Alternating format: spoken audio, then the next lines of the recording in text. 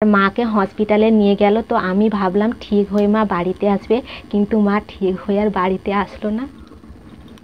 অনেকে ভিডিওতে কমেন্ট করে বলেছিলে তোমার শাশুড়ি মা ভিডিওতে আসেনি কেন, তোমার শাশুড়ি মা কোথায় গেছে। আর কাকদ্বীপ হসপিটালে বিভিন্ন রকমের পরীক্ষা করার পর মা ধরা পড়লো কিডনি অসুস্থ। বাবা বকখালি থেকে মাকে ডায়মন্ড হারবারে সাইকেলে করে নিয়ে যেত। মাকে কাকদ্বীপ হসপিটালে বেশিক্ষণ রাখলো না, কলকাতা হসপিটালে মাকে ট্রান্সফার করে দিল।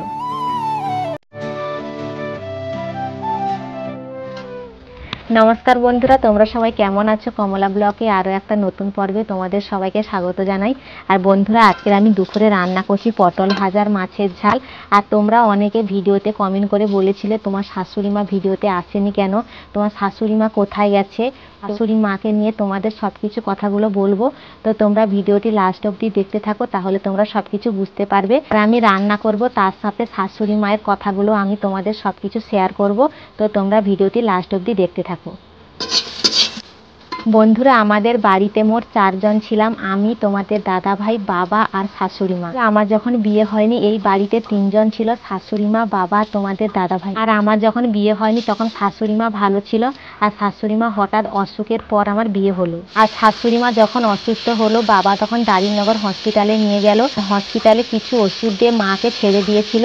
আবার মা হঠাৎ অসুস্থ হলো, বাবা তখন কাকদ্বীপ হসপিটালে নিয়ে গেল। আর কাকদ্বীপ হসপিটালে বিভিন্ন রকমের পরীক্ষা করার পর মা ধরা পড়লো কিডনি অসুস্থ।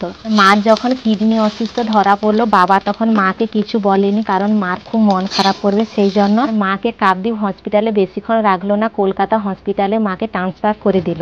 আর কলকাতা হসপিটালে অনেকদিন মা থাকার পর সেখানে চেক আপ হওয়ার পর মা একটু সুস্থ হলো। তারপর সুস্থ হওয়ার পর মাকে বাড়িতে পাঠালো। আর মার কাছে ছিল মাসি আর বাবা, আর তোমাদের দাদা ভাই বাড়িতে ছিল। আর মা বাড়িতে থাকার পর বাবা চিন্তা করলো তামিলনাড়ু ভালো হসপিটাল থেকে একটু চেক আপ করে নিয়ে আসবে। মাকে তামিলনাড়ু মীনাক্ষী মিশন হসপিটাল থেকে চিকিৎসা করে নিয়ে আসলো। বন্ধুরা, মায়ের যে কিডনি অসুস্থ হলো, তো কিডনি অসুস্থ হলে কিডনিটা তো পাল্টানো সম্ভব হতো, কিন্তু আমাদের বাড়িতে সেরকম আর্থিক অবস্থা ভালো ছিল না, সেই জন্য মায়ের আর কিডনি পাল্টানো হয়নি। আর সেখানে মা কিছু চেক আপ করানোর পর তারপরে মা আবার বাড়িতে ফিরে আসলো।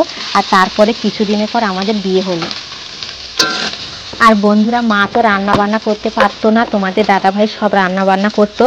আর আর তোমাদের দাদা ভাই তো সবসময় রান্না বান্না করা সম্ভব না, সেই জন্য তোমাদের দাদা ভাই বিয়ে হলো। আর বন্ধুরা, বিয়ে হওয়ার পর 3 বছর ধরে আমি মায়ের সেবা যত্ন করছিলাম। বন্ধুরা, কিডনি অসুস্থ হলে ডায়ালিসিস করতে হতো, আর ডায়ালিসিস না করলে শরীর ঠিক থাকে না, সেই জন্য বাবা সপ্তাহে 2 বার করে মাকে ডায়মন্ডে ডায়ালিসিস করতে নিয়ে যেত।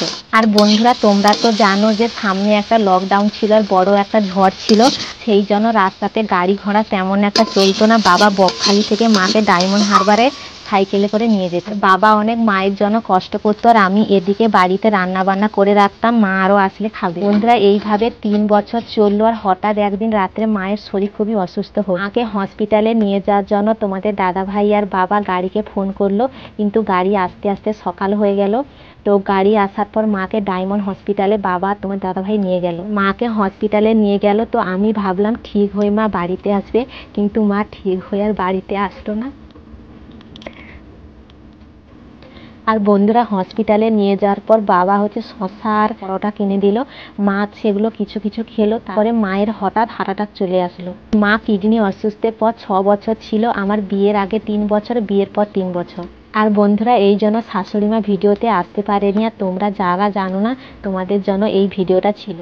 আর বন্ধুরা, এখন আমি রান্না বান্না করছি, তো আমার দেখো পটল ভাজা হয়ে গেছে, পটল ভাজাটা কত সুন্দর লাল রঙের হয়েছে।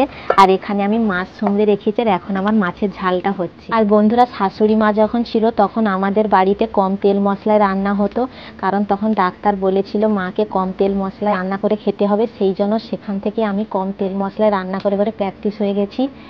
আর তোমরা তো অনেকে কমেন্ট করে বলেছিলে যে কম তেল মশলায় রান্না করো কেন, সেই জন্য আমার কম তেল মশলায় রান্না করি আমি। বন্ধুরা, এই মাছের ঝালে আমি জিরা বাটা দেবো, সেই জন্য আমি এখন একটু জিরা বাটবো।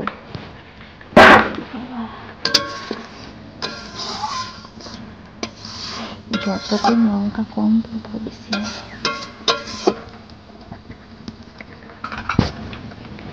বন্ধুরা, ঝালটা হয়ে এসেছে, এখন আমি মাছগুলো ঝালেতে দিয়ে দিচ্ছি।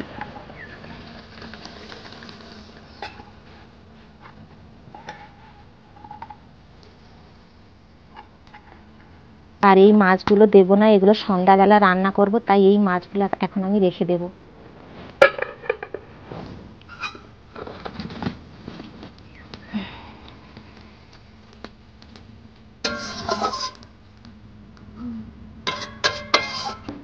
আর বন্ধুরা এখন আমি ঢাকাটা দিয়ে দিচ্ছি, ঢাকাটা লাগানোর পর তারপরে আমি জিরা বাটবো।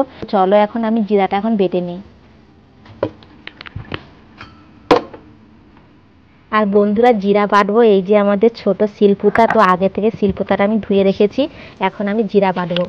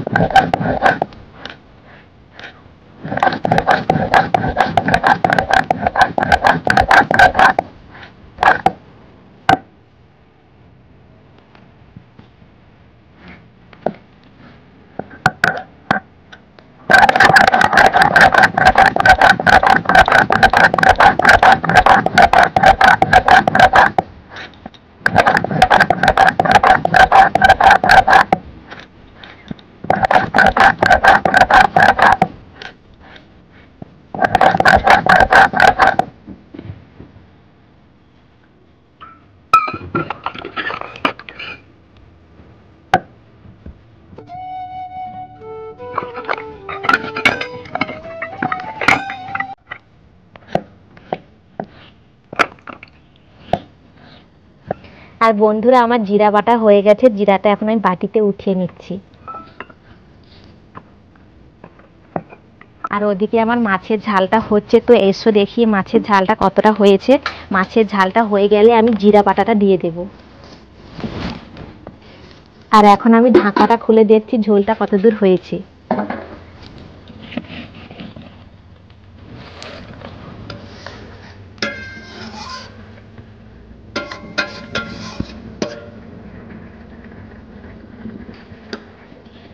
আর বন্ধুরা আমাদের এদিকে আকাশটা একটু মেঘলা মেঘলা মতন হয়ে আছে, সেই জন্য একটু অন্ধকার মতন লাগছে।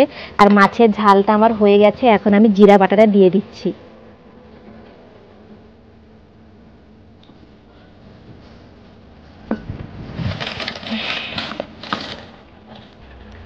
বন্ধুরা আমার মাছের ঝালটা হয়ে গেছে, এখন মাছের ঝালটা আমি নামিয়ে নিচ্ছি। আর মাছের ঝালে আজকের আমি একটু জুস বেশি রেখেছি, কারণ বাবারও শরীরটা অসুস্থ আর আমারও অসুস্থ, সেই জন্য বেশি মোটা তরকারি করিনি, একটু পাতলা জুস করেছি। তো আমার মাছের ঝালটা হয়ে গেছে, এবারে সবাই লোক মিলে খাবো। তো ভিডিওটা কেমন হয়েছে অবশ্যই কমেন্ট করে বলবে, ভালো লাগলে প্লিজ একটি লাইক সাবস্ক্রাইব করে দিও।